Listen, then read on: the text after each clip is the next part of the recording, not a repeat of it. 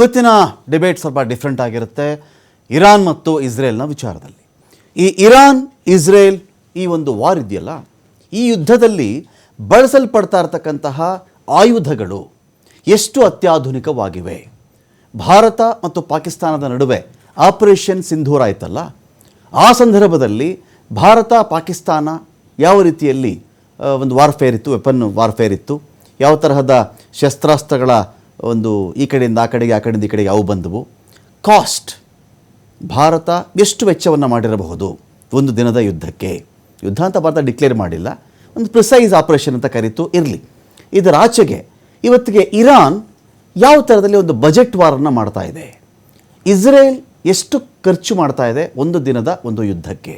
At the same time ಈ ಒಂದು ವಾರನ್ನು ಪಕ್ಷಪಾತಿಯಾಗಿ ವಿಶ್ವದಾದ್ಯಂತ ನೋಡಲಾಗ್ತಾ ಇದೆಯಾ, ಅಥವಾ ಎರಡೂ ಕಡೆಗೆ ಏನು ನಡೆದಿದೆ ಅದನ್ನು ಮಾತ್ರ ಮಾಧ್ಯಮಗಳು ಹೇಳ್ತಾ ಇವೆಯಾ?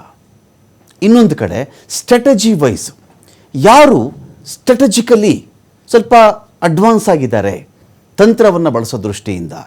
ಹಳೇ ವಾರ್ ಕಾಲದಲ್ಲಿ ಸೈನ್ಯ ನುಗ್ಗಬೇಕಾಗಿತ್ತು, ಟ್ಯಾಂಕರ್ ನುಗ್ಗಿಸ್ಬೇಕಾಗಿತ್ತು.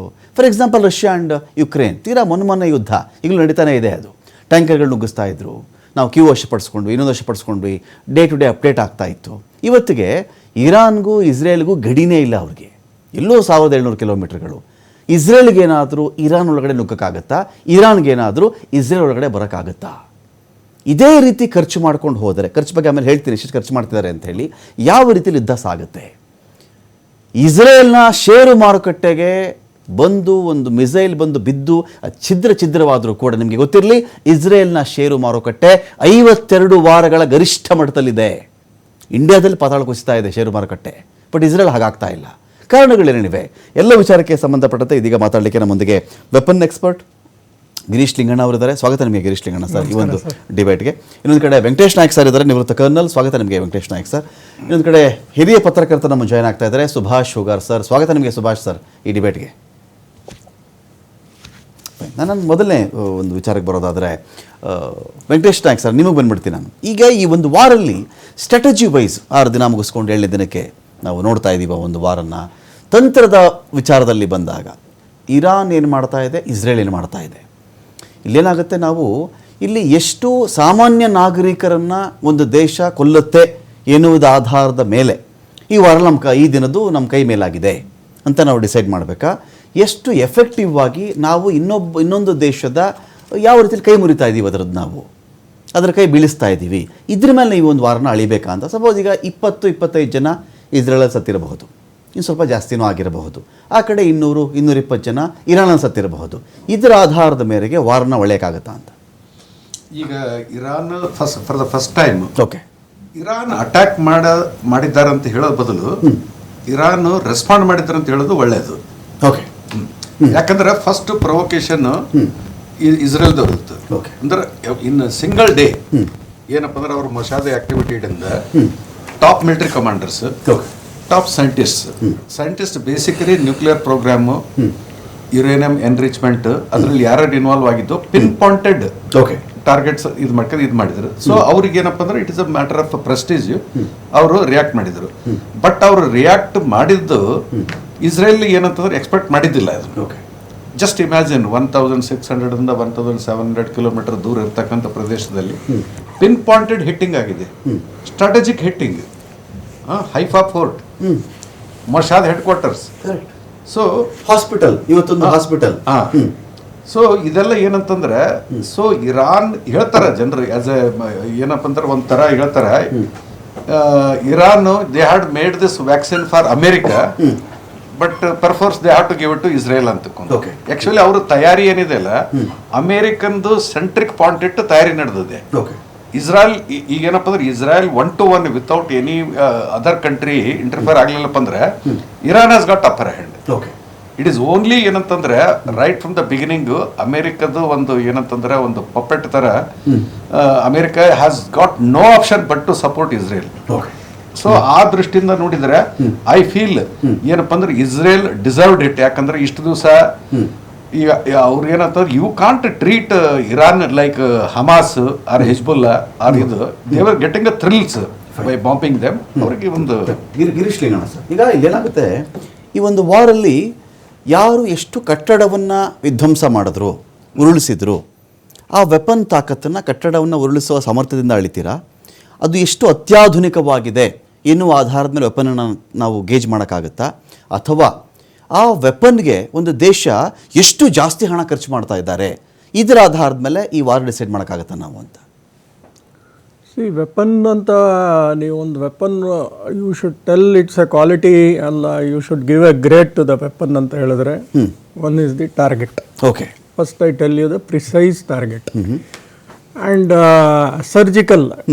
ಪ್ರಾಬಬ್ಲಿ ಏನು ಕಾರಣಕ್ಕೆ ಆ ವೆಪನ್ನ ಯೂಸ್ ಮಾಡ್ತಿದ್ದೀರಾ, what explores you are expecting, ಅದಾಗುತ್ತಾ? Second, then comes the economics. Okay, all the three should be considered to tell the weapon is good. Okay, ನೀವು $200 ಡ್ರೋನ್ ಹೊಡಿಯೋಕ್ಕೆ 15 ಕೋಟಿ ವೆಪನ್ ಹೊಡಿತಾ ಇದ್ರೆ that is no, you will be under loss. So ಅವನು 150 drone ಹಾಕ್ತಾನೆ. ಎಷ್ಟು ಇಂಟರ್ಸೆಪ್ಟರ್ಗಳು ನೀವು ಇಟ್ಕೋತೀರಾ ನೀವು? You should keep filling that interceptor. Okay, at what cost you will be filling that interceptor? ಇವತ್ತು ಇಸ್ರೇಲ್ ಯಾರು ಏನ್ ಮಾಡ್ತಿದ್ದಾರೆ ಈಗ? ಇಸ್ರೇಲ್ ಐರನ್ ಡೋಮ್ ಯೂಸ್ ಮಾಡ್ತಾ ಇದೆ, ಡೇವಿಡ್ ಸ್ಲಿಂಗ್ ಯೂಸ್ ಮಾಡ್ತಾ ಇದೆ, many things they are using this. But they are, it's not 100%. No air defence system tells that we are 100%. Okay, because ಅದೆಲ್ಲ ಕ್ವಾಂಟಿಟಿ ಮ್ಯಾಟರ್ಸ್. ಅದು 130 ಟಾರ್ಗೆಟ್ ಮಾಡಿದ್ರೆ ನೀವು 200 ಹಾಕಿದ್ರೆ ಏನ್ ಮಾಡುತ್ತೆ? 70 ಹೋಗಿ ಬಿದ್ದೋಗುತ್ತೆ. ಸೊ ಆ 70 ಬಿದ್ದಾಗ ಏನಾಗುತ್ತೆ, you have that damages all the where you have get. But ಆ 130 ಇಂಟರ್ಸೆಪ್ಟರ್ ಯೂಸ್ ಮಾಡಿರೋದು ಒಂದು, ಈಗ ನಾನು ಹೇಳ್ತಾ ಇರೋದು ಜಸ್ಟ್ ಐರನ್ ಡೋಮ್ಗೆ ಯೂಸ್ ಮಾಡುವಂತ ಒಂದು ಇಂಟರ್ಸೆಪ್ಟರ್ $50,000 ಒಂದು ವೆಪನ್, ಒಂದು interceptor. So what is the cost? Okay, so each day like this Israel is spending $725 million. Correct. Every day $725 million. 60,900 ಕೋಟಿ ರೂಪಾಯಿ ಭಾರತದ ರೂಪಿನಲ್ಲಿ ಒಂದು ದಿನದ ಇಸ್ರೇಲ್ ಯುದ್ಧದ ಖರ್ಚು 60,900 ಕೋಟಿ ರೂಪಾಯಿಗಳು. ಎಲ್ಲಿಂದ ಬರ್ತಾ ಇದೆ ಇವ್ರಿಗೆ ದುಡ್ಡು? ಓಕೆ, ಸೊ ಈ 3 ವರ್ಷದಲ್ಲಿ ಅವರು 2023 to 25 ಅವರು ಮಾಡಿದ ಗಾಜಾ ಮೇಲೆ $67 ಬಿಲಿಯನ್ ಖರ್ಚು ಮಾಡಿದ್ರು. Okay, they are not even $500 billion GDP. So 13% has gone only to the war. Okay. So where this money is coming, who is funding that money? It is nothing but shadow America. Okay. America ನಾನು entry ಆಗಲ್ಲ ಅನ್ನೋ ಕೇಳಕ್ಕೆ ಆಗಲ್ಲ, America ಇಲ್ದೇನೆ ಇವರು ಉಳಿಯಕ್ಕೆ ಆಗಲ್ಲ. Okay, so everything, every technology is given by Americans. Every aircraft they are using Americans. Iron Dome interceptors is ಸಾಲನ ಸಹಾಯನ ಅದು ಅಂತ. ಸಾಲನ ಸಹಾಯ that we don't know. They are giving the fund for them from the federal budget. ಇಷ್ಟು fund ಕೊಡ್ತಾರೆ ಇಸ್ರೇಲ್ಗೆ every year for the development and for the protection of their country ಅಂತ they give it as a ಇದು, because Jewish politics is very strong in America to select the president also. Okay. So they will not Jewish community nor ಬಿಟ್ಕೊಡಲ್ಲ. So they will give the money for anything. Subhash sugar sir, ನಿಮಗೆ ಪ್ರಶ್ನೆ ಇದು sir. ಈಗ international media ಈ ವಾರ ನೋಡ್ತಿರ್ತಕ್ಕಂಥ ರೀತಿ ಹೇಗೆ ಅಂತ. ಕಾರಣ ಆಪರೇಷನ್ ಸಿಂಧೂರ್ ಆದಾಗ್ಲೇ ಸುಳ್ಳು ಸುದ್ದಿಗಳಿಗೇನೆ ಜಾಸ್ತಿ ಆದ್ಯತೆ ಸಿಕ್ಬಿಟ್ಟಿತ್ತು. ವಿಶೇಷವಾಗಿ ಸೋಷಿಯಲ್ ಮೀಡಿಯಾ ಬಂದಾಗ ಅದನ್ನು ಹಿಂದು ಮುಂದೆ ನೋಡಲ್ಲ, ಸರಿಯಾ ತಪ್ಪಾ ನಿಜವಾ ಸುಳ್ಳ ಗೊತ್ತಿಲ್ಲ, ಶೇರ್ ಮಾಡ್ಕೊಂಡು ಹೋಗ್ತಾ ಇರ್ತಾರೆ. ಅಷ್ಟು ಡ್ಯಾಮೇಜ್ ಆಯ್ತದೆ, ಇಷ್ಟು ಡ್ಯಾಮೇಜ್ ಆಯ್ತದೆ ಅಂತ ಹೇಳ್ತಾ ಇರ್ತಾರೆ. ನಮಗೂ ಕೇಳ್ಬಿಡ್ತಾರೆ ಯಾರಾದರೂ, ನೀವು ಇರಾನ್ ಕಡೆನಾ ಇಸ್ರೇಲ್ ಕಡೆನಾ ಅಂತ. ಇರಾನ್ ಕಡೆನಾ ಇಸ್ರೇಲ್ ಕಡೆ ನಮಗೂ ಒಂದು ಜನರಲ್ ಆಗಿ ಒಂದು ಕ್ವಶನ್ ಬಂದ್ಬಿಡುತ್ತೆ ಸರ್. ಬಟ್ ನಾವು ಹೇಳ್ತೀವಿ, ನಾವು ವರದಿಯ ಕಡೆಗೆ, ಘಟನೆಯ ಕಡೆಗೆ ಏನು ನಡೆದಿದೆಯೋ ಅದು. ಇರಾನ್ ಮೇಲೆ ಇವತ್ತು ಇಸ್ರೇಲ್ ಮಿಸೈಲನ್ನು ಹಾರಿಸ್ತಾ ಡ್ಯಾಮೇಜ್ ಮಾಡ್ತಾ 200 ಜನ ಕೊಲ್ತಾ ಹಿಂಗೆ ಕೊಂದಿದ್ದಾರಪ್ಪ, ಇಂಥದಿಂದ ಡ್ಯಾಮೇಜ್ ಮಾಡಿದ್ದಾರೆ. ಇಸ್ರೇಲ್ ಮೊಸಾದ್ ಮೇಲೋ, ಆಸ್ಪತ್ರೆ ಮೇಲೋ, ಅವ್ರದ್ದು ಟೆಲ್ ಅವೀವ್ ಮೇಲೋ ಇರಾನ್ ಒಂದು ಏನಾದ್ರು ಉಡಾಯಿಸಿ ಅಲ್ಲಿ ಡ್ಯಾಮೇಜ್ ಮಾಡ್ತಾ ಅದು ನಾವು ಹೇಳ್ತಾ ಹೋಗಬಹುದೇ ವಿನಃ ಇಂಥ ವಾರಗಳಲ್ಲಿ ನೀವು ಯಾರ ಕಡೆ ಹೇಗೆ ಇವ್ರಿಗೆ ಜಾಸ್ತಿ ಡ್ಯಾಮೇಜ್ ಆಗಿದೆ ಅಲ್ವ ಅಂತ ನಮ್ಮನ್ನು ಕೇಳಿದಾಗ ನಮ್ಮ ಹತ್ರ ಏನಿದೆ ಅಷ್ಟನ್ನು ಮಾತ್ರ ನಾವು ಮಾತಾಡಬೇಕು. ಇಂಟರ್ನ್ಯಾಷನಲ್ ಮೀಡಿಯಾ ಬಯಾಸ್ಡ್ ಆಗಿದೆಯಾ ಇದರಲ್ಲಿ, ಅಥವಾ ಫ್ಯಾಕ್ಚುಲಿ ಅಂದರೆ ನಾವು ಚೆಕ್ ಮಾಡಿಕೊಂಡಾಗ ಈ ಕಾನ್ಫ್ಲಿಕ್ಟ್ ವಿಚಾರದಲ್ಲಿ ಒಂದು ರೀತಿಯಲ್ಲಿ ಸತ್ಯದ ಆಧಾರದ ವರದಿ ಮಾಡ್ತಾ ಇದೆಯಾ ಅಂತ ಸರ್? ಇನ್ನವೇ ರಮಾಕಾಂತ್, ಇನ್ನವೇ ಇಂಟರ್ನ್ಯಾಷನಲ್ ಮೀಡಿಯಾ ಈಗ ಸ್ವಲ್ಪ ಸೋಷಿಯಲ್ ಮೀಡಿಯಾದ ಕಾರಣದಿಂದಾಗಿ ಇಂಟರ್ನ್ಯಾಷನಲ್ ಮೀಡಿಯಾದೊಳಗೂ ಬರುವಂತಹ ವಿಚಾರಗಳನ್ನ ಕ್ರಾಸ್ ಚೆಕ್ ಮಾಡುವಂತ ಅವಕಾಶ ಇರೋದ್ರಿಂದ ನಮ್ಗೆ ಗೊತ್ತಿದೆ, ಆಲ್ವೇಸ್ ವೆಸ್ಟರ್ನ್ ಮೀಡಿಯಾ ಏನಿದೆ ಅದು ಅಮೆರಿಕದ ಪರವಾಗಿರುತ್ತೆ ಮತ್ತು ಅಮೆರಿಕದ ಹಿತ ಏನಿದೆ ಅದನ್ನ ರಕ್ಷಣೆ ಮಾಡುವುದನ್ನ ವೆಸ್ಟರ್ನ್ ಮೀಡಿಯಾ ಯಾವಾಗ್ಲೂ ಮಾಡ್ತಾ ಬಂದಿದೆ. ಇಸ್ರೇಲ್ ಅನ್ನ ಒಂದು ಬಹಳ ಶಕ್ತಿಶಾಲಿ, ಅದೊಂದು ಅಭೇದ್ಯ ಮಿಲಿಟರಿ ಅನ್ನು ಹೊಂದಿರುವಂತ ಒಂದು ರಾಷ್ಟ್ರ ಅಂತ ತಿಳ್ಕೊಂಡು ಒಂದು ಪರ್ಸೆಪ್ಷನ್ ಈಗ ಎಲ್ಲ ಕಡೆ ಕೂಡ ಕ್ರಿಯೇಟ್ ಆಗಿಬಿಟ್ಟಿದೆ. ಓಕೆ, ಅವರನ್ನ ಯಾರು ಕೂಡ ಏನು ಮಾಡ್ಲಿಕ್ಕಾಗಲ್ಲ ಅನ್ನುವ ಒಂದು, ಅವ್ರು ಬೇಕಾದ್ರೆ ಯಾರಿಗ್ ಬೇಕಾದವ್ರಿಗೂ ಕೂಡ ಏನಾದ್ರೂ ಅವರು ದಾಳಿಯನ್ನ ಮಾಡಬಹುದು, ಸಾವಿರಾರು ಕಿಲೋಮೀಟರ್ ದೂರದವರೆಗೂ ಕೂಡ ಅವರು ಟಾರ್ಗೆಟೆಡ್ ಕಿಲ್ಲಿಂಗ್ ಅನ್ನ ಮಾಡಬಹುದು, ಏನಾದ್ರೂ ಮಾಡಬಹುದು ಅಂತ ಒಂದು ಸ್ಟ್ರಾಂಗ್ ಆದಂತ ಮಿಲಿಟರಿ ಇಸ್ರೇಲ್ ಕಡೆ ಇದೆ ಅಂತ ಒಂದು ಪರ್ಸೆಪ್ಷನ್ ಆಲ್ರೆಡಿ ಜಗತ್ತಿನೊಳಗಡೆ ಆಗ್ಬಿಟ್ಟಿದೆ. ಆದ್ರೆ ಈ ಯುದ್ಧ ಲಾಸ್ಟ್ 6 ಡೇಸ್ ಇಂದ ನಡೀತಾ ಇರುವಂತ ಈ ಯುದ್ಧದೊಳಗಡೆ ಮೊದಲನೇ ಬಾರಿಗೆ ಇಸ್ರೇಲ್ ನಿರೀಕ್ಷೆ ಮಾಡದ ರೀತಿ ಒಳಗಡೆ ಅದಕ್ಕೆ ಇರಾನ್ ನಿಂದ ಪ್ರತಿ ದಾಳಿ ಆಗಿದೆ. ವಿಶೇಷವಾಗಿ ಒಂದೇನು ಐರನ್ ಡೋಮ್ ಬಗ್ಗೆ, ಐರನ್ ಡೋಮ್ ಸುತ್ತಮುತ್ತಲೂ ಕೂಡ ಒಂದು ಇದನ್ನ ಕ್ರಿಯೇಟ್ ಮಾಡಿತ್ತು, ಭ್ರಮೆಯನ್ನ. ಐರನ್ ಡೋಮ್ ಅನ್ನ ಭೇದಿಸ್ಲಿಕ್ಕೆ ಯಾರಿಗೂ ಕೂಡ ಸಾಧ್ಯ ಇಲ್ಲ ಅಂತ. ನಾಟ್ ಜಸ್ಟ್ ಐರನ್ ಡೋಮ್, ಅವರ ಏನು ಏರ್ ಡಿಫೆನ್ಸ್ ಸಿಸ್ಟಮ್ ಇದೆ, whether it is iron dome, David sling ಅವ್ರ ಯಾರೋ, ಅವು 3 ಬೇರೆ ಬೇರೆ ಹಂತದ ಏರ್ ಡಿಫೆನ್ಸ್ ಸಿಸ್ಟಮ್ ಅವ್ರ ಕಡೆ ಇದೆ. ಆ 3ಅನ್ನೂ ಕೂಡ ಭೇದಿಸಿ ಬಹಳಷ್ಟು ದೊಡ್ಡ ಸಂಖ್ಯೆಯ ಮಿಸೈಲ್ಗಳನ್ನ ಇಸ್ರೇಲ್ ಮೇಲೆ ದಾಳಿಯನ್ನ ಮಾಡಿದೆ. ಅದಾದ ನಂತರ ಈಗ ಸೋಷಿಯಲ್ ಮೀಡಿಯಾದೊಳಗೆ ನೋಡಿದ್ರೆ, ಸೋಷಿಯಲ್ ಮೀಡಿಯಾ ವಿಚಾರದೊಳಗಡೆ ಇರಾನ್ ಪಕ್ಷ ಏನಿದೆ, ಇರಾನ್ ಪರವಾಗಿ ಇರಾನ್ ಮಾಡ್ತಾ ಇರುವಂತ ದಾಳಿ, ಅವರ ಸ್ಟ್ರಾಟಜಿ, ಅವ್ರ ಕೈ ಮೇಲಾಗಿದೆ ಅಂತ ಹೇಳುವಂತ ಒಂದು ಸೋಷಿಯಲ್ ಮೀಡಿಯಾ ಹ್ಯಾಂಡಲ್ಗಳ ಸಂಖ್ಯೆನೂ ಕೂಡ ಬಹಳ ಇದೆ. ಹೀಗಾಗಿ ಈಗ ನೀವು ಈ ಮಾಧ್ಯಮದ ದೃಷ್ಟಿಯಿಂದ ಈ ಯುದ್ಧದೊಳಗಡೆ ಯಾರು ಕೈ ಮೇಲಾಗಿದೆ ಏನು ಅಂತ ಹೇಳಿ ಒಂದು ಖಚಿತವಾಗಿ ಹೇಳುವ ಸ್ಥಿತಿ ಒಳಗಡೆ ಇಲ್ಲ. ಎರಡೂ ಕಡೆಗಳಂದು ಬಹಳ ಪ್ರಭಾವಿಯಾದಂತ ಕ್ಯಾಂಪೇನಿಂಗು ನಡೀತಾ ಇದೆ. ಫೈನ್. ನನ್ನ ಮತ್ತೆ ಅಖಾಡ ಬಿಗ್ ಫೈಟ್ ಅಲ್ಲಿ ಇದೀಗ ಇಲ್ಲೊಂದು ಇಂಪಾರ್ಟೆಂಟ್ ವಿಷಯ ಇದೆ. ಇಸ್ರೇಲ್ ಒಂದು ದಿನಕ್ಕೆ ಯಾವ ಅಸ್ತ್ರವನ್ನ ಬಳಸ್ತಾ ಇದೆ, ಇರಾನ್ ಒಂದು ದಿನಕ್ಕೆ ಯಾವ ಅಸ್ತ್ರವನ್ನ ಬಳಸ್ತಾ ಇದೆ. ಇಸ್ರೇಲ್ಗೆ ಒಂದು ದಿನದ ಯುದ್ಧ ಖರ್ಚು, ಯುದ್ಧದ ಒಂದು ದಿನ ಇದು. ಇದರಲ್ಲಿ ಇಸ್ರೇಲ್ ಎಷ್ಟು ಖರ್ಚು ಮಾಡ್ತಾರೆ ನೋಡ್ತಾ ಬರೋಣ. ಯಾವ ಮಿಸೈಲ್ ಅದನ್ನು ಬಳಸ್ತಾ ಇದ್ದಾರೆ, ಯಾವುದು ಇಂಟರ್ಸೆಪ್ಟರ್ ಬಳಸ್ತಾ ಇದ್ದಾರೆ, ಐರನ್ ಡೋಮ್ ಕಾಸ್ಟ್ ಏನು, ಐರನ್ ಬೀಮ್ ಕಾಸ್ಟ್ ಏನು ನೋಡ್ಕೊಂಡು ಬರೋಣ ನಾವಿದೀಗ. ನೋಡಿ, ನಿಮ್ಗೆ ಆಶ್ಚರ್ಯ ಆಗಿಬಿಡುತ್ತೆ. ಇದೀಗ ಇಲ್ಲಿ ಇಸ್ರೇಲ್ನ ಒಂದು ದಿನದ ಯುದ್ಧದ ಖರ್ಚು ಬಗ್ಗೆ ಮಾತ್ರ ನಾನು ಇಲ್ಲಿ ಮಾತಾಡ್ತಾ ಇದ್ದೀನಿ. ನೋಡಿ, ಐರನ್ ಡೋಮ್ ಇಂಟರ್ಸೆಪ್ಟರ್ ದಿನಕ್ಕೆ 1.26 ಕೋಟಿ ಖರ್ಚಾಗುತ್ತೆ ಅವರಿಗೆ. ಐರನ್ ಡೋಮ್ ಇಂಟರ್ಸೆಪ್ಟರ್ ಒಂದು ದಿನಕ್ಕೆ 1.26 ಕೋಟಿ ರೂಪಾಯಿಗಳ ಖರ್ಚು ಬರೀ ಒಂದು ಐರನ್ ಡೋಮ್ಗೆ ನಿಮ್ಗೆ ಅಲ್ಲಿ ಅವರು ಖರ್ಚು ಮಾಡಬೇಕಾಗತ್ತೆ. ಸೊ ಇನ್ನೊಂದು ಕಡೆ ಚೆಕ್ ಮಾಡಿದ್ರೆ ಡೇವಿಡ್ ಸ್ಲಿಂಗ್ ಇಂಟರ್ಸೆಪ್ಟರ್ ಇಲ್ಲಿ ಚೆಕ್ ಮಾಡ್ಕೊಂಡಾಗ ನಿಮಗೆ 1 ಮಿಲಿಯನ್ ಅರ್ಥಾತ್ 8.4 ಕೋಟಿ ಖರ್ಚಾಗುತ್ತೆ ಇದಕ್ಕೆ. ಇದನ್ನು ಬಳಸ್ತಾರೆ, ಐರನ್ ಡೋಮ್ನ ಒಂದು ಭಾಗ ಇದು ಡೇವಿಡ್ ಸ್ಲಿಂಗ್ ಅಂತ ಹೇಳಿ.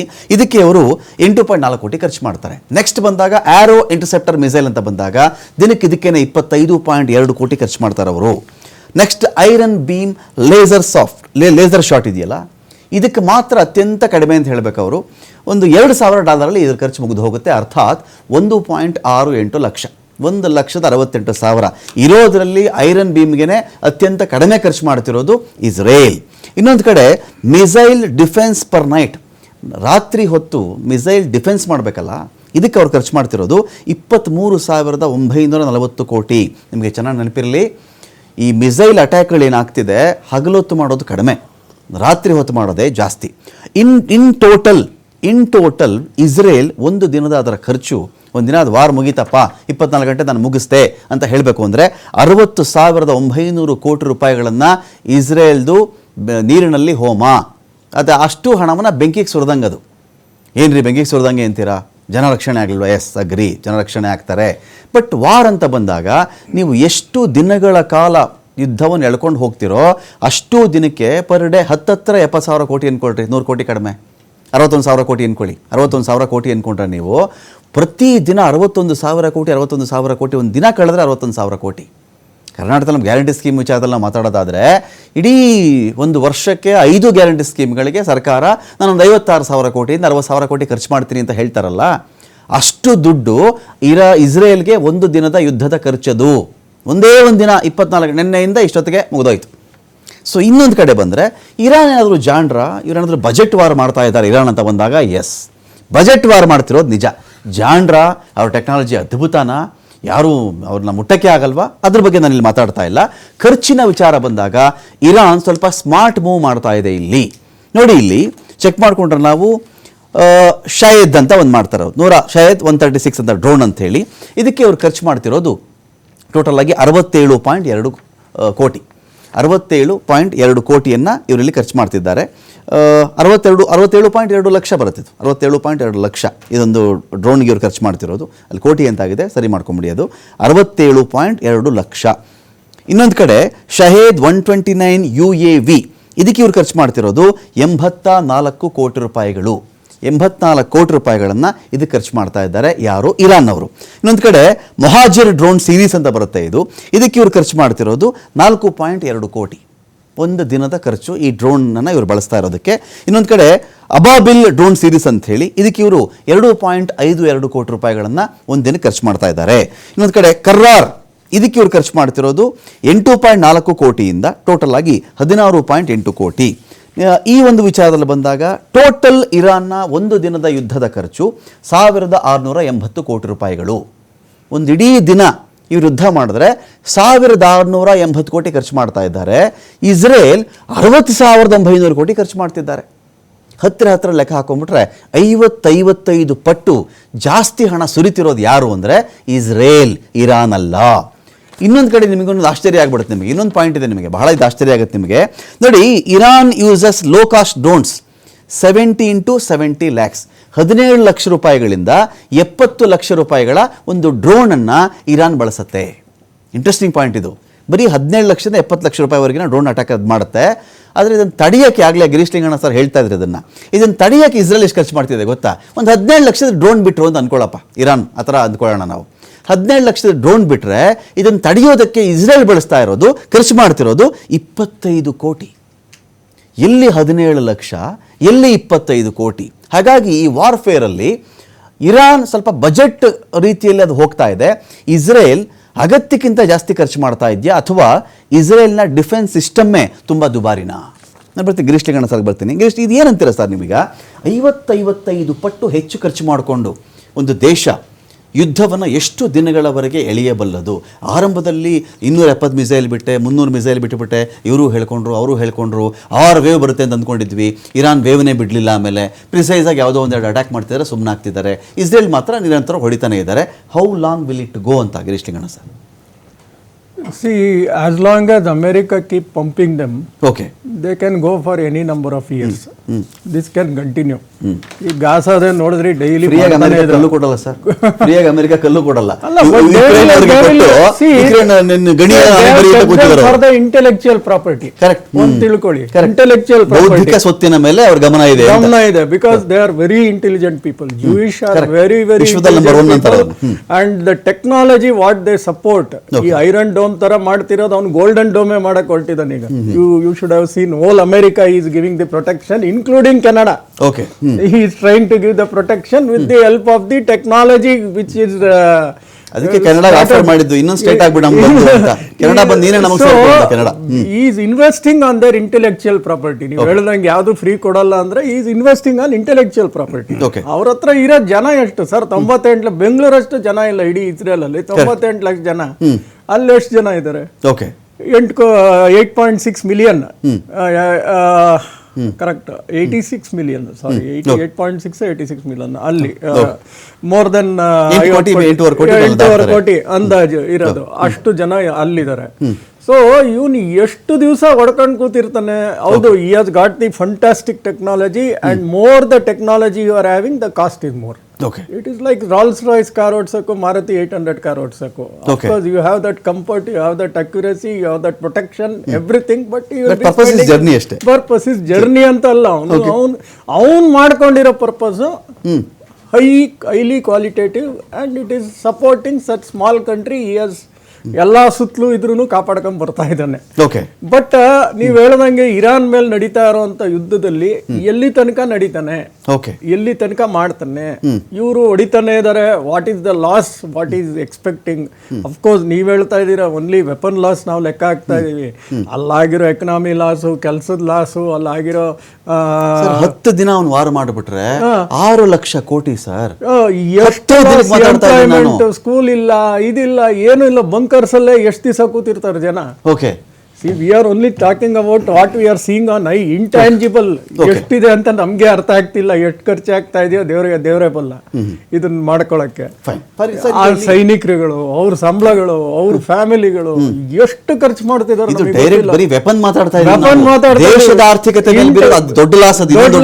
ಇನ್ನು ನಾವು ಲೆಕ್ಕನೇ ಅದನ್ನೇ ಹೇಳೋದು, intangible we don't know, we are only telling tangible. Drone ಇಷ್ಟು, ಮೈಸೈಲ್ ಇಷ್ಟು, ಇದು ಲೆಕ್ಕ ಕೈಗೆ ಬರುತ್ತೆ. ಅದ್ ಬಿಟ್ಟು ಜನ ಕೆಲ್ಸಕ್ಕೆ ಹೋಗ್ತಾ ಇಲ್ಲ, ಸ್ಕೂಲ್ಗೆ ಹೋಗ್ತಾ ಇಲ್ಲ, ಕಾಲೇಜ್ ಇಲ್ಲ, ಹಾಸ್ಪಿಟ್ಲ್ ಒಂದು ನಡೀತಾ ಇದೆ. ಇನ್ನು ಮಿಕ್ಕಿದ ಯಾವ ವಿಧವಾದ ಮ್ಯಾನುಫ್ಯಾಕ್ಚರಿಂಗ್ ಇಲ್ಲ, ಏನೂ ಇಲ್ಲ. Okay, so what is the loss you are going every day? Venkatesh sir, ಈಗ ಯುದ್ಧದಲ್ಲಿ ಅಂತ ಬಂದಾಗ ನೀನು ಎಷ್ಟು ಕಾಸ್ಟ್ಲಿದು ಬಳಸಿದೆ, ನೀನು ಎಷ್ಟು ಜನ ಸಾಯಿಸ್ಬಿಟ್ಟೆ, ಅಲ್ಲಿ ಎಷ್ಟು ಮದ್ದುಗುಂಡುಗಳನ್ನು ನಿರಂತರವಾಗಿ ಸಿಡಿಸ್ತಾ ಇರ್ತೀಯ ನೀನು, ನೀನು ಎಷ್ಟು ಫಿರಂಗಿ ಬಳಸ್ತೆ, ಎಷ್ಟು ಡ್ರೋನ್ ಬಳಸ್ತೆ, ಇದಾ ಅಥವಾ ಸ್ಟ್ರಾಟಜಿನ? ಯುದ್ಧವೆಂದರೆ ಬರೀ ಮದ್ದುಗುಂಡು ಅಲ್ಲ, ಸ್ಟ್ರಾಟಜಿ ಅಂತ ಬಂದಾಗ ನಿಮ್ಗೆ ಇರಾನಲ್ಲಿ ಇದು ಸ್ಮಾರ್ಟ್ ಅನ್ಸುತ್ತಾ, ಅಥವಾ ಅವ್ರ ಹತ್ರ ಏನಾಗುತ್ತೆ ಅಭಾವ ವೈರಾಗ್ಯ ಅಂತ ಕರೀತಾರೆ ಕೆಲವರು, ಅವನ ಹತ್ರ ಇರೋದೇ ಅಷ್ಟು ಕಣಯ ಅಂತ. ಎರಡೂ ಥರ. ಕೆಲವರು ಹೇಳ್ತಾರೆ ಸ್ಟ್ರಾಟಜಿ ಸಕ್ಕ ಸ್ಟ್ರಾಟಜಿ ರೀ, ನೋಡ್ರಿ ಅವರು ಬರೀ 17 ಲಕ್ಷದ ಒಂದು ಡ್ರೋನ್ ಹಾರಿಸ್ಬಿಡ್ತಾರೆ, ಇಸ್ರೇಲ್ ಅದನ್ನು 25 ಕೋಟಿ ಖರ್ಚು ಮಾಡಿ ಆ ಡ್ರೋನ್ ತಡೆಯುತ್ತೆ. ಇವ್ರು ಸ್ಟ್ರಾಟಜಿ ಅಂತ ಕರ್ಕೋಬಹುದು, ಬಟ್ ಇರಾನ್ ಹತ್ರ ಇರೋದೇ ಅಷ್ಟಿದ್ರೆ.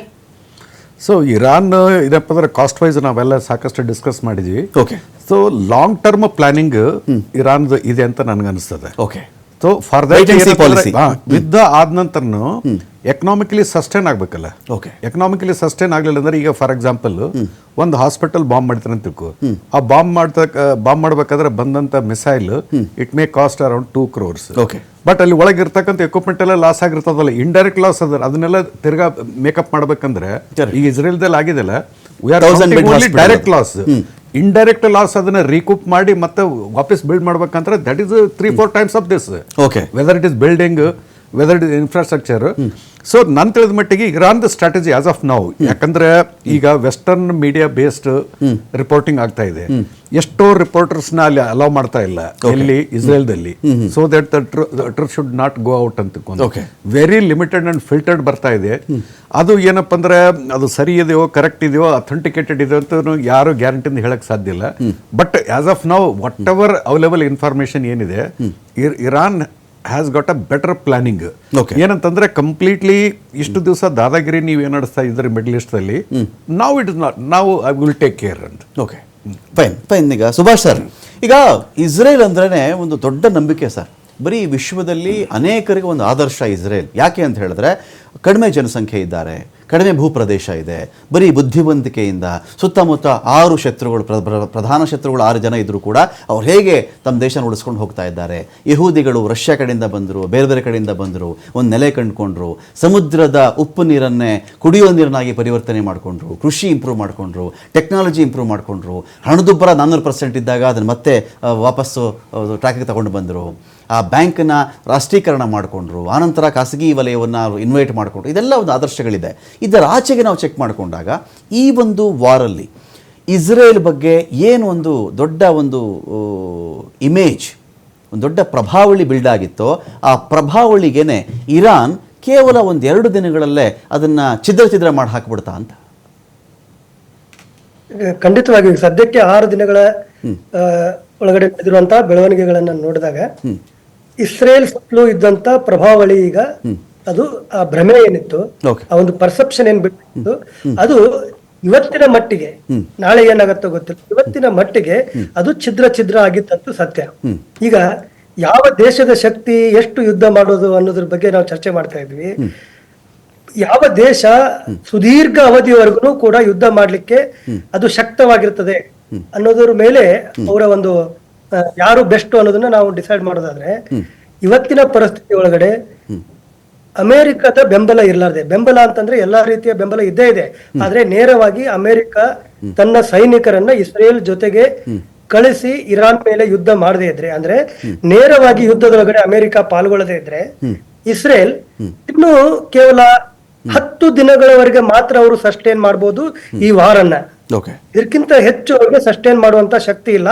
ಅದಕ್ಕೋಸ್ಕರ ಬೆಂಜಮಿನ್ ನೆತನ್ಯಾಹು ಏನಾದ್ರೂ ಮಾಡಿ ಅಮೆರಿಕವನ್ನ ಪ್ರಚೋದನೆ ಮಾಡಿ, ಅಮೆರಿಕಕ್ಕೆ ಸಿಟ್ಟು ತರಿಸಿ, ಟ್ರಂಪ್ಗೆ ಸಿಟ್ಟು ತರಿಸಿ, ಅವರ ಸೈನಿಕರು ನಮ್ಮ ಜೊತೆಗೆ ಬಂದು ನಿಲ್ಲಿ ಅನ್ನುವ ಪ್ರಯತ್ನವನ್ನ ಮಾಡ್ತಾ ಇದ್ದಾರೆ. ವಿತ್ ಅಮೆರಿಕ ಇದ್ರೆ ಮಾತ್ರ ಇಸ್ರೇಲ್ ಏಕಾಂಗಿ ಇದು ಇರಾನ್ ಎದುರಿಸಲಿಕ್ಕೆ ಸಾಧ್ಯ.